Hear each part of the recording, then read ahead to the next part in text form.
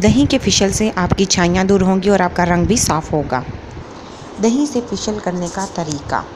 दही से फिशल करने के 3 बुनियादी मराहल हैं: क्लींजिंग, स्क्रबिंग और मास्क। दही से क्लींजिंग किस तरह करनी है? फिशल करने के लिए सबसे पहले क्लींजिंग करना होती है, इसीलिए 2 चम्मच दही और आधा लेमन का रस अच्छी तरह से मिलाएं और उसको चेहरे पर लगाकर कम से कम 10 मिनट तक मसाज करें। फिर ठंडे पानी से चेहरे को धो लें।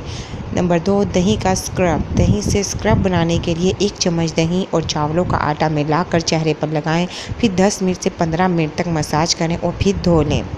नंबर 3, दही का फेस मास्क। दही वाले फेस पैक तैयार करने के लिए बेसन, दही, हल्दी, शहद, अर्क गुलाब और लेमन का रस बराबर मिकदार में लेकर अच्छी तरह से मिक्स कर लें और पैक तैयार है और उसे चेहरे पर लगाकर 20 मिनट के लिए छोड़ दें और फिर ठंडे पानी से चेहरे को धो लें तो एकदम चेहरा आप लोगों का निखर जाएगा।